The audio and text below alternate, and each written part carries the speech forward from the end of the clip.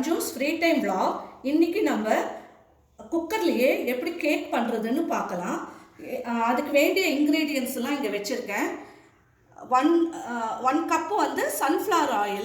அதாவது நீங்க flavorless oil எதுனாலும் யூஸ் பண்ணிக்கோங்க. refined or ground nutலயே refined oil அந்த மாதிரி இல்லாம கூட யூஸ் பண்ணிக்கலாம். பட்டர் வேணும்னாலும் யூஸ் பண்ணிக்கலாம், ghee வேணும்னாலும் யூஸ் பண்ணிக்கலாம். அது உங்க விருப்பம். இது வந்து நாட்டு சக்கரை. நீங்க இது சப்ஸ்டிட்யூட்டா sugar கூட ஆட் பண்ணிக்கலாம். சுகர் ஆட் பண்ணுறதா இருந்தால் 3/4 கப் போட்டுக்கோங்க. ஒயிட் சுகர் ஐ மீன். ஜாகரி யூஸ் பண்ணுறதா இருந்தால் இதே அளவு போட்டுக்கோங்க. எல்லாம் சேர்ந்த அளவு தான். அப்புறம் இது கோதுமை மாவு, 3 முட்டை, கொக்கோ பவுடர் இந்த டீஸ்பூனால் 4 டீஸ்பூன் போட்டிருக்கேன். முந்திரி ஒரு 10, பாதாம் ஒரு 10 ஸ்லைஸ் பண்ணி வச்சுருக்கேன். இது சோடா உப்பு, நம்ம இட்லிக்கெல்லாம் யூஸ் பண்ணுறோம் இல்லையா, அந்த சோடா உப்பு அது 1/4 டீஸ்பூன், 1/4 டீஸ்பூன். இது வந்து 1/2 டீஸ்பூன் பேக்கிங் சோடா, கேக்குக்கு போடுற சோடா, இது வந்து 1/2 டீஸ்பூன். இது வந்து வெண்ணிலா எசன்ஸ், முட்டை போடுறதால அந்த ஸ்மெல் இருக்கக்கூடாதுன்னு ஃப்ளேவருக்காக வெண்ணிலா எசன்ஸ். இப்போ வாங்க எப்படி செய்யறதுன்னு பார்க்கலாம். ஸ்டவ்வை ஏற்றிட்டு தண்ணியெலாம் ஊற்றக்கூடாது, ஒரு ஸ்டாண்ட் ஒண்டி போட்டுட்டு இப்படி மூடி போட்டு ஹை ஃப்ளேம்லேயே வைங்க. ஃபஸ்ட்டு நம்ம இதில் தான் கேக் ஊற்ற போகிறோம். இதை வந்து கிரீஸ் பண்ணிக்கலாம்.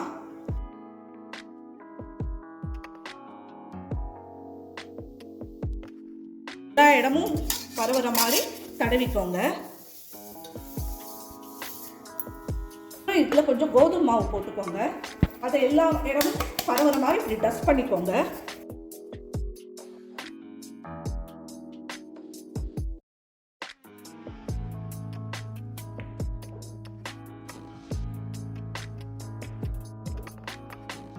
பட்டர் பேப்பர் போட்டுட்டு இதையும் கிரீஸ் பண்ணி பண்ணுறது சேஃப். இப்போ ஃபஸ்ட்டு நம்ம எடுத்துருக்கிற ஆயிலை இதில் ஆட் பண்ணிடலாம்.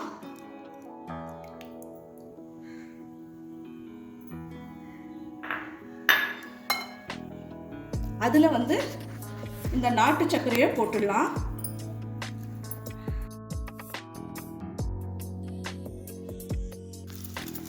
இப்போ இந்த அளவுக்கு நல்லா கலந்துக்கோங்க. இந்த கோதுமை மாவு, இந்த பேக்கிங் சோடா, இந்த சோடா உப்பு, இந்த கொக்கோ பவுடர் 4 சேர்த்துட்டு நல்லா ஈவனாக ஜலிச்சுக்கோங்க.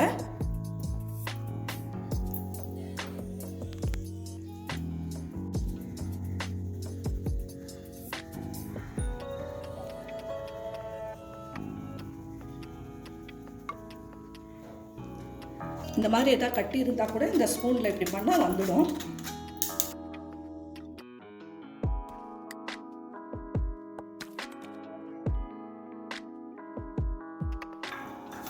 இப்போ இதை பிளெண்ட் பண்ணிக்கலாம் திருப்பியும்.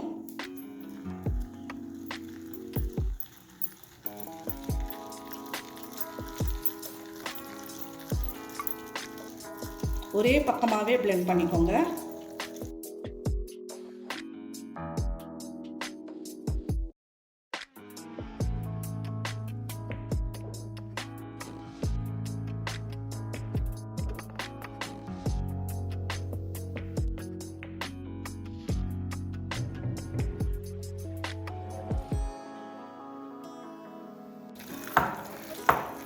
இப்போ இந்த 3வது முட்டையும் ஆட் பண்ணிடலாம்.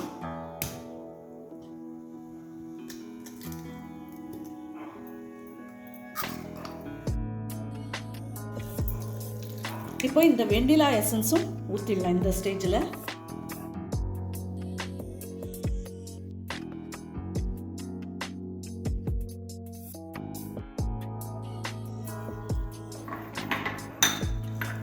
பாருங்க, எல்லாம் கலந்துட்டேன். இந்த கன்சிஸ்டன்சியில் இருக்கு. இப்போ நம்ம இதுக்கு ஷிஃப்ட் பண்ணிக்கலாம்.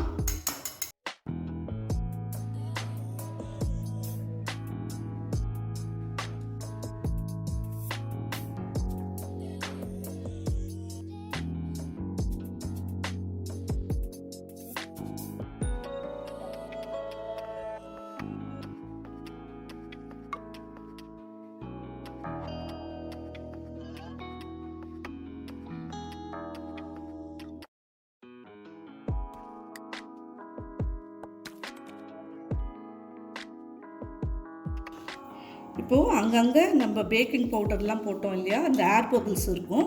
அதுக்காக ஒரு வாட்டி நல்லா இப்படி டேப் பண்ணிக்கோங்க.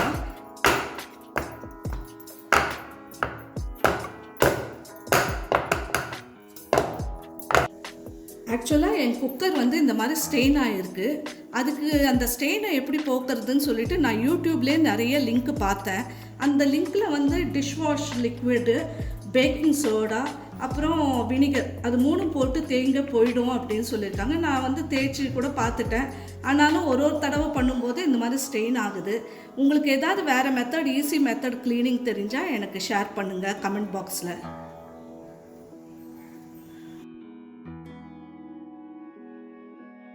இப்போ ஏற்கனவே ப்ரீஹீட் பண்ணியிருந்தோம் இல்லையா, அதில் இந்த மாதிரி வச்சு மூடிடணும். ஒரு மீடியம் ஃப்ளேம்லேயே ஒரு 20 மினிட்ஸ் வச்சு பார்க்கலாம். அப்புறம் ஒரு 20 மினிட்ஸு. இப்போ 15 மினிட்ஸ் ஆயிடுச்சு. இதில் நம்ம டாப்பிங்காக இந்த பாதாம், முந்திரி போட்டுடலாம்.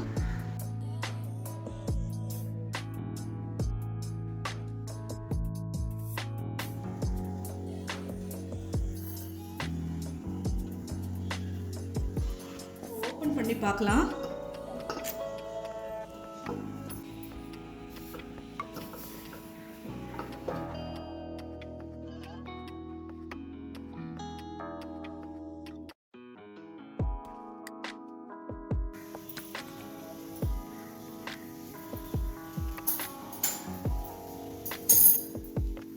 இப்போ ஸ்டவ் ஆஃப் பண்ணிடலாம். நம்ம கேக் ரெடி ஆயிடுச்சு.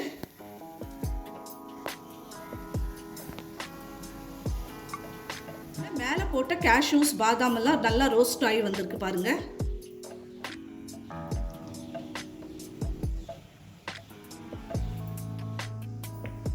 இது இப்போ ஒரு 15 to 20 மினிட்ஸ் நல்லா கூல் ஆகட்டும்.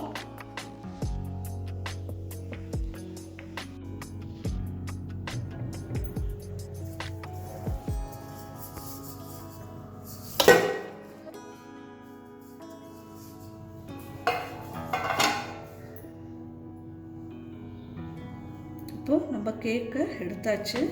இப்போ அதை திருப்பிக்கலாம்.